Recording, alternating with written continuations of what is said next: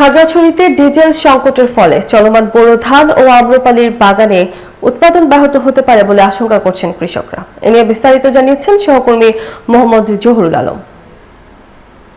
সংকটের কারণে বিশেষ করে বোরো ধান যে চাষাবাদ হয়েছে এবং আম্রপুলি আম বাগানের যে চাষাবাদ হয়েছে, কৃষকরা দাবি করছেন তাদের যদি পর্যাপ্ত ডিজেল না পায় তাহলে তারা যে উৎপাদন হবে সেই উৎপাদন ব্যাহত হওয়ার আশঙ্কা করছে।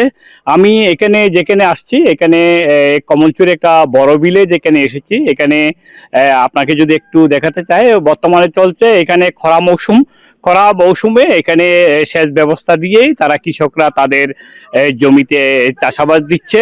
পাহাড়ের উঁচু ঢালে আম বাগান হওয়ায় এখানে পানিরও প্রয়োজনীয়তা রয়েছে। মোহাম্মদ হাবিবুল্লাহ, উপসহকারী কৃষি অফিসার, আমি তার সাথে একটু জানতে চাইবো, আপনি তো মাঠ ভিজিটে এসেছেন, এখানে আপনাদের কত হেক্টর জমিতে এবারে খাগড়াছড়ি সদরে বুরু চাষ এবং আমের কত হেক্টর জমিতে চাষ হয়েছে? খাগড়াছড়ি সদর উপজেলায় 1550 হেক্টর বোরো ধানের জমি চাষ হয়েছে এবং ফল বাগান বিশেষ করে 620 হেক্টর জমিতে আম বাগানের চাষ হয়েছে।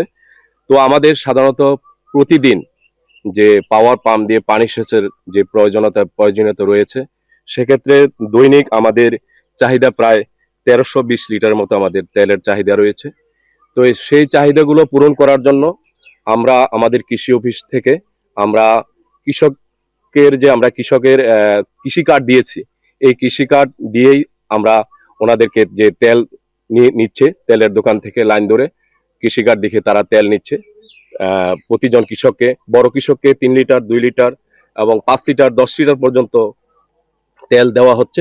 ধন্যবাদ কৃষি অফিসার মহোদয়কে। খাগড়াছড়ি সদরের কমলচুরি এলাকা থেকে সর্বশেষ ডিজেল সংকট নিয়ে কৃষকদের সাথে তথ্য ছিল আমার এই।